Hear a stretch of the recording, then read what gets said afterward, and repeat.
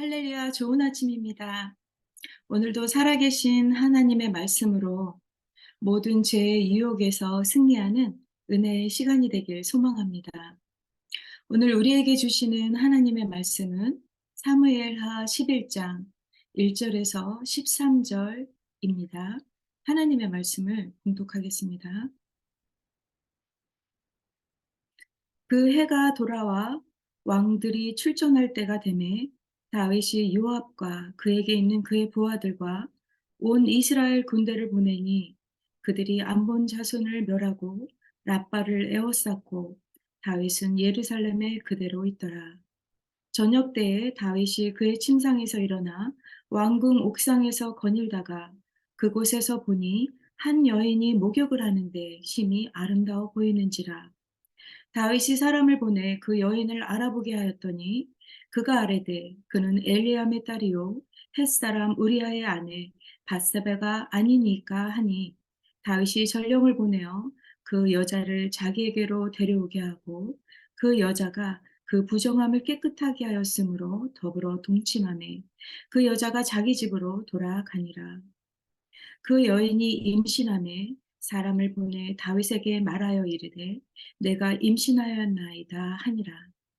다윗이 요압에게 기별하여 햇사람 우리아를 내게 보내라 하매 요압이 우리아를 다윗에게로 보내니 우리아가 다윗에게 이르매 다윗이 요압의 안부와 군사의 안부와 싸움이 어떠했는지를 묻고 그가 또 우리아에게 이르되 내 집으로 내려가서 발을 씻으라 하니 우리아가 왕궁에서 나가매 왕의 음식들이 뒤따라 가니라.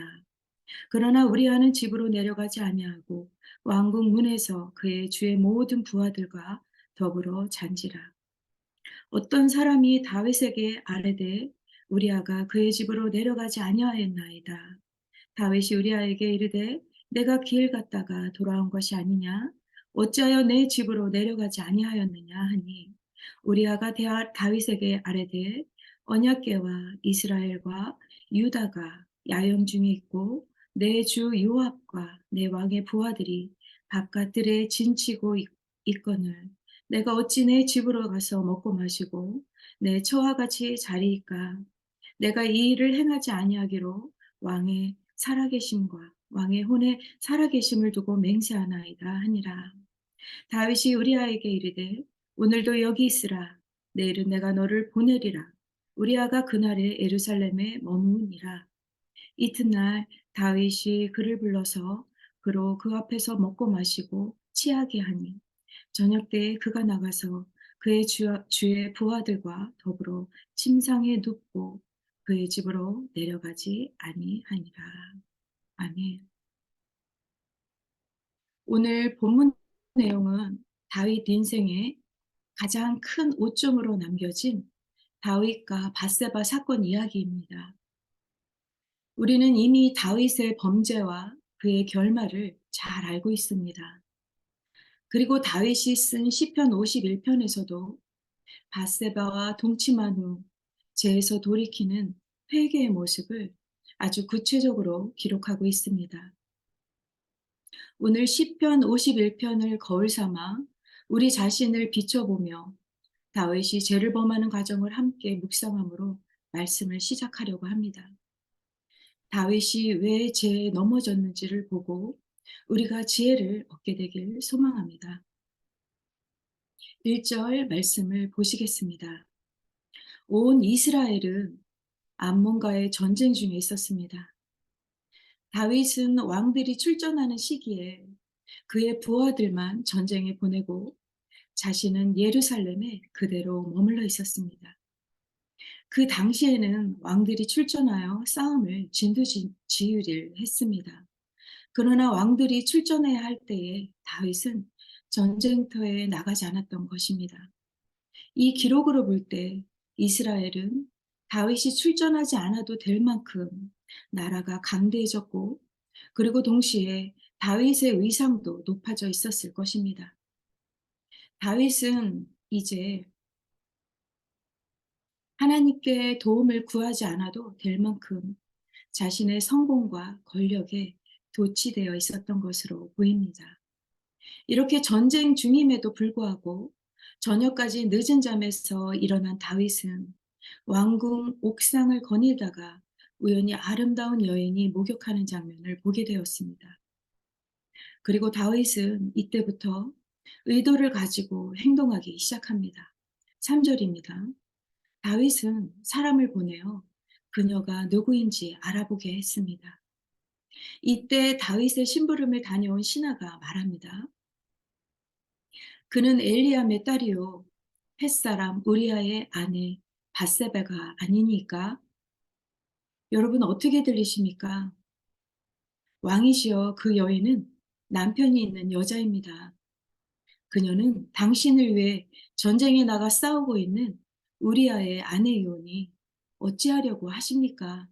라고 말하고 있습니다. 이때 다윗이 신하에 반문하는 대답을 귀담아 들었다면 그의 마음을 돌이킬 수 있지 않았을까요? 그러나 다윗은 보는 것에서부터 시작된 음욕을 점점 더 그의 생각 속에서 싹이 트기 시작하였습니다. 바세바의 남편 우리아가 자신의 충성스러운 신하라는 소리를 듣고도 아무런 양심의 가책을 느끼지 못하는 사람처럼 행동하기 시작합니다. 그리고 바세바의 아버지 엘리암도 모두 다윗의 30인의 용사 가운데 포함되어 있을 정도로 그의 가족은 충성스러운 군인이었습니다. 보통 왕 같았으면 이러한 배경을 가진 바세바를 범할 엄두도 내지 못했을 것입니다. 하지만 다윗은 4절에 바세바가 우리아의 아내라는 사실을 듣자마자 주저없이 전령들을 보내 그녀를 왕궁으로 데려와 동침을 합니다. 그 후에 바세바는 다윗에게 사람을 보내어 자신이 임신했음을 알립니다. 결국 우연치 않게 여자를 보고 음욕을 품은 다윗이 실행으로 옮기고 말았습니다. 다윗의 호기심이 단순한 간음죄를 넘어 큰 범죄로 이어지게 된 것입니다. 과연 이 거룩하지 않는 이야기가 성경에 기록된 이유가 무엇일까요?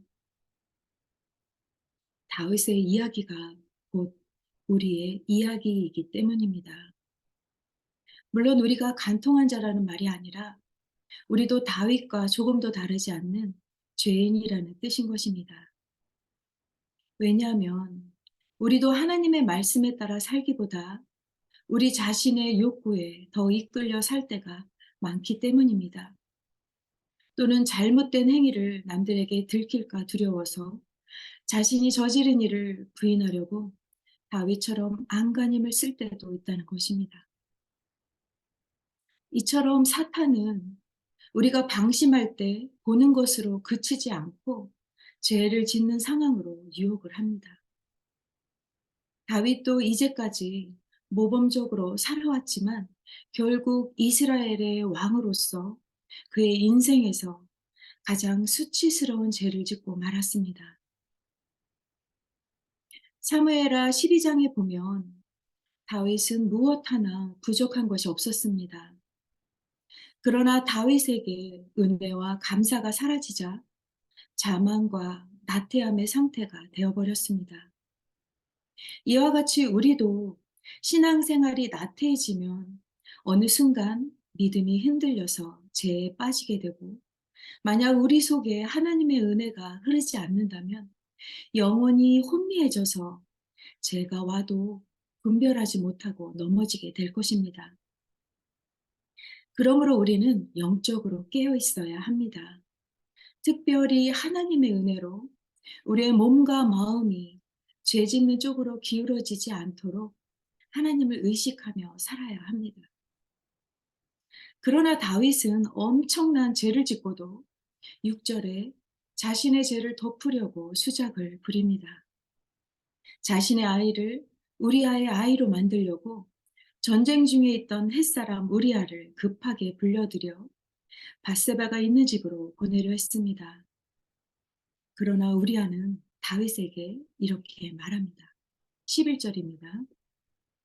우리아가 다윗에게 고하되 언약궤와 이스라엘과 유다가 영체 가운데 유하고 내 주 요압과 내 왕의 신복들이 바깥들에 유하였거늘 내가 어찌 내 집으로 가서 먹고 마시고 내 처와 같이 자리이까.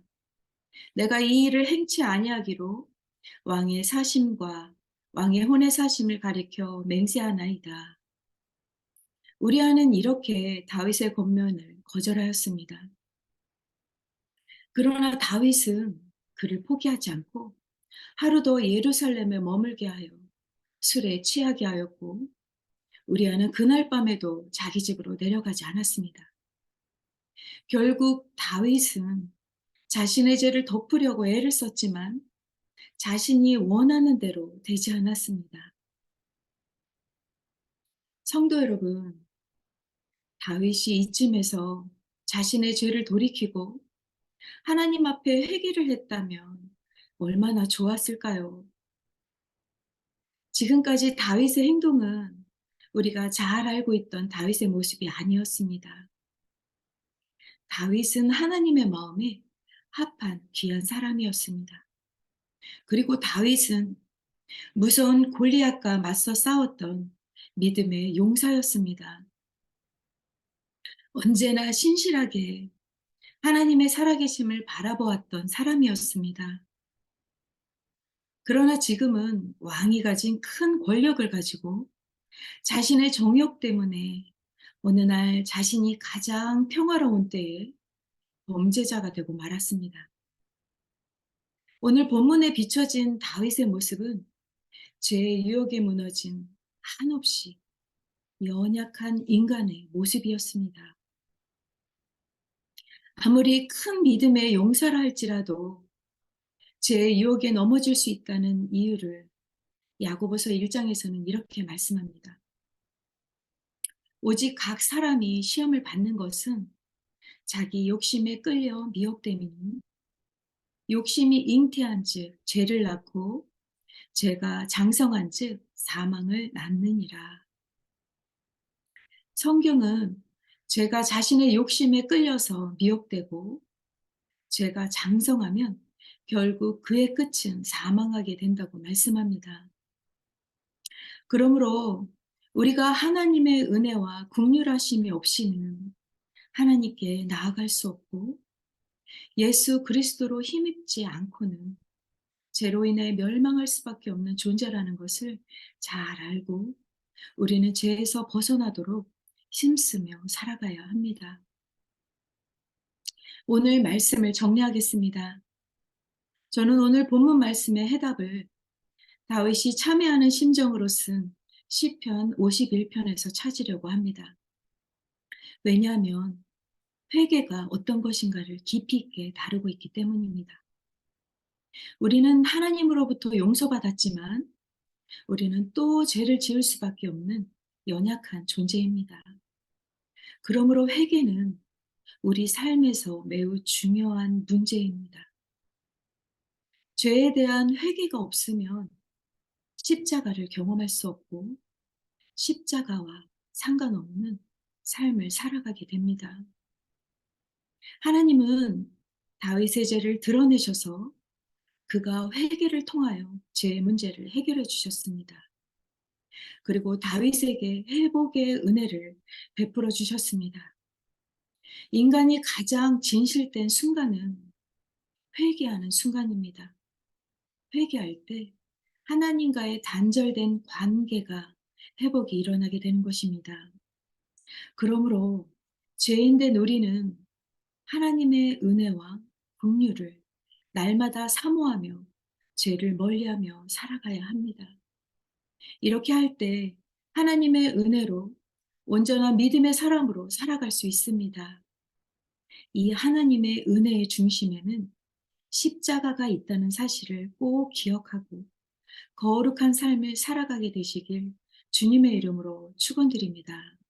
아멘. 다 같이 기도하시겠습니다.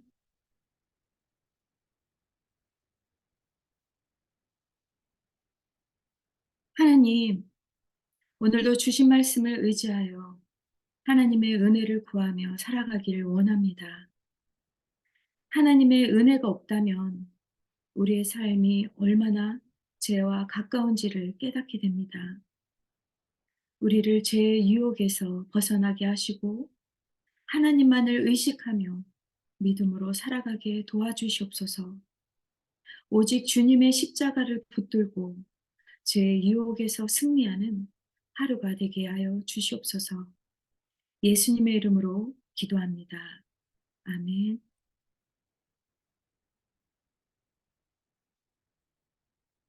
함께 기도 제목을 나누시겠습니다. 어, 다윗은 한순간 하나님 앞에 큰 죄를 저지르고 말았습니다.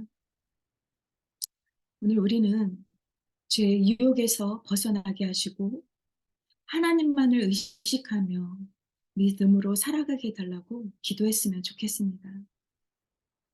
그리고 우리 교회 비전, 예수 산책, 말씀, 제자, 미셔널 공동체를 이루는 교회가 되게 해달라고 기도해 주시길 부탁드립니다. 온 성도가 함께 한 마음으로 하나님이 주신 비전을 향해 나아가도록 기도하시길 바랍니다. 그리고 돌아오는 5월 6일부터 4주간 중보기도 학교가 열립니다. 중보기도 학교는 기도가 무엇인지, 왜 기도해야 하는지, 어떻게 기도하는 사람이 될 수 있는지 실제적으로 배우고 훈련하는 과정입니다. 기도의 사람으로 살아가기를 희망하는 성도님들의 많은 참여를 위해서 기도를 부탁드립니다. 그리고 드림 키즈 여름 사역을 위해 기도해 주시길 바랍니다. 아이들을 사랑하는 준비된 교사들과 좋은 발렌티어들이 세워져야 합니다. 그래서 VBS와 썸머 캠프를 통하여 아이들이 하나님을 뜨겁게 만나고 복음으로 세워지는 아이들이 되도록 기도를 부탁드립니다. 그리고 준비하는 과정 속에 은혜를 주셔서 잘 준비하도록 기도해 주시길 바랍니다. 이번 달은 선교 중보 기도로 짐바브웨 문현식 선교사님을 위해서 기도를 부탁드립니다. 그리고 우리 교회 한우들을 위해 잊지 않고 계속 기도를 부탁드립니다. 이 시간 함께 기도하신 후에 일상으로 나아가시겠습니다.